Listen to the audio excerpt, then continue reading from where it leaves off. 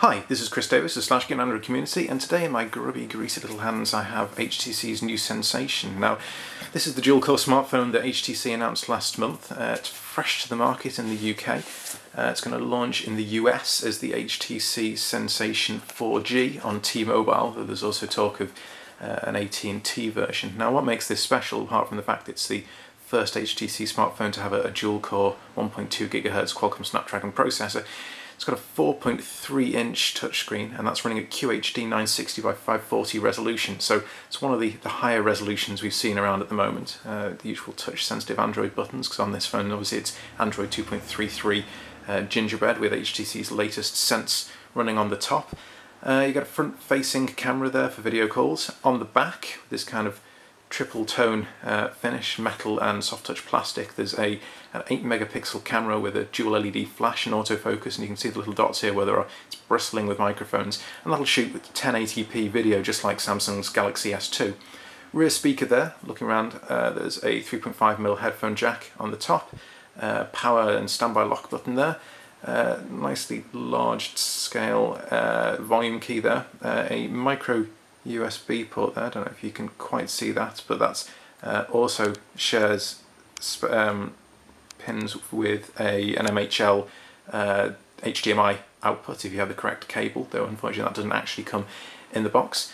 And just take off this bottom panel here if we can. Does not want to come off. Something quite odd about HTC handsets of late, that they do not like to open up for us. So let's just have a look. Maybe I'm doing it wrong, that's why, because actually it's only me, it opens like this, so the whole back panel comes off. You can see obviously the antenna ports there, and here's the battery, so we'll be interested to see how long that lasts, obviously with such a fast processor. SIM card slot and the micro SD card slot. Now inside there's a gigabyte of RAM, plenty of storage, and obviously all the usual HTC applications, including the new HTC Watch which we saw on the flyer. So as well in the box, let's just have a quick look. Underneath here there is a packet with all of the usual instruction manual and warranty stuff, which obviously we won't read. That's a power adapter, and I'm assuming that this barrel shaped thing here is, if we get it out, this is the standard USB power adapter. There's also a regular micro USB to USB cable for syncing and charging, and I'm guessing is a pretty standard HTC stereo headset. Obviously there is Bluetooth support if you want to use your own Bluetooth headphones, and this headset does have a handy little control panel inline, so you can handle calls and volume and track skip even. So that's the HTC Sensation. We'll get it turned on, we'll have a look, see how it compares to the Samsung Galaxy S2, and do that in just a minute. So we've got a SIM card in, we've got a SIM card in the Sensation, and as you can see it's all turned on, and this 4.3-inch screen looks pretty darn good. Viewing angles, even though it's LCD, it's not Super AMOLED Plus like on the Galaxy S2, viewing angles are very, very good. And there's also this kind of a slight lip, which you probably can't see, to the edge of the screen, which just lets you know when your thumb is coming up to the corners. It's very nicely done. It's obviously got this new lock screen that HTC have introduced, which allows you to unlock the phone by dragging this ring up, or by shooting directly to any of these preset apps by dragging it down into the launcher ring. And obviously you can change those apps for yourself. You can set them to different ones. So home screen, it's obviously got these backlit buttons there at the bottom. We've got the normal various Android panes which you can grab, drag, move around, reorganize, spin it round, and as you can see, as on the HTC Flyer, you get that kind of 3D zooming out effect, which looks great. It's a kind of good example of how the process is keeping up. Unlike the Flyer, it doesn't have a landscape mode, only in portrait, but seeing as it's a phone, that's probably not too big a deal. In the status notifications bar, you've got the usual shortcuts to the apps you've loaded recently. Any notifications drop in here. Tab over to the quick settings page, and you can see you've got shortcuts for Wi-Fi, mobile network, Bluetooth, GPS, Wi-Fi hotspot, that kind of thing, or you go straight into the full settings pages.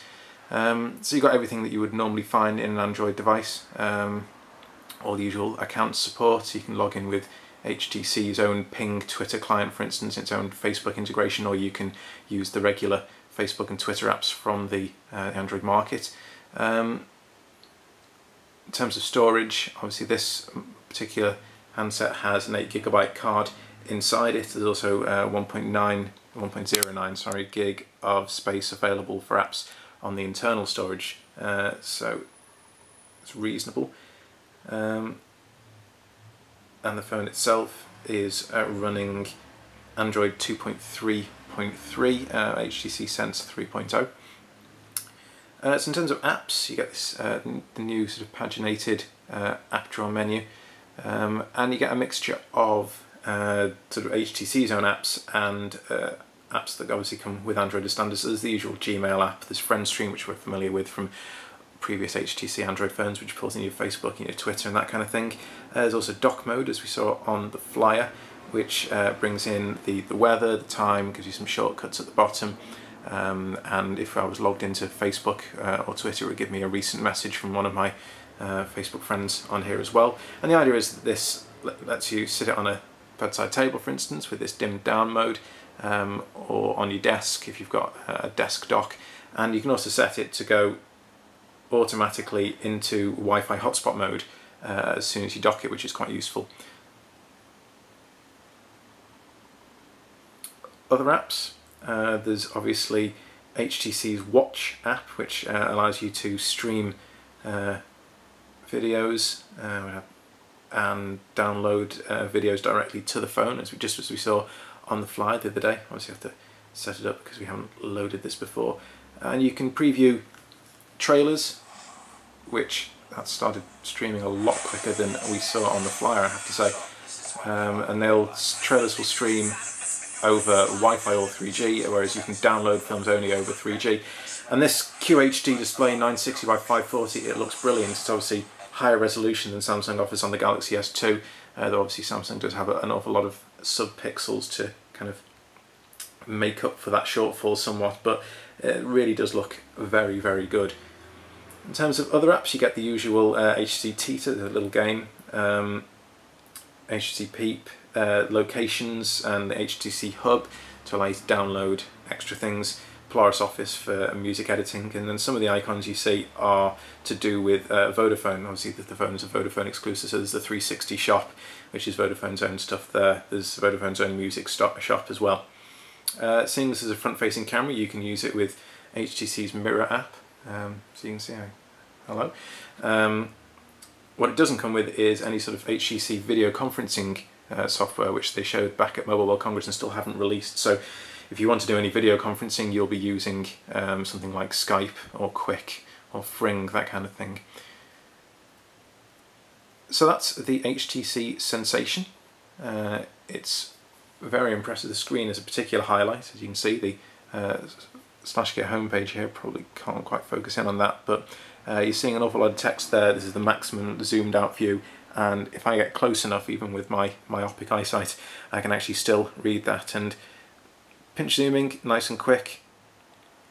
Double tap to zoom in, text reflow works nice and quick. Screen page orientation changes, again, lovely and quick. We'll be doing some benchmarking on this, but this is going to be one of the fastest Android handsets around, we're imagining. And as soon as the modding community can get past HTC's locked bootloader, I imagine that this will be quite the device for custom firmware. So that's the HTC Sensation. We'll have a full review up on SlashGear very, very soon. Thanks for watching.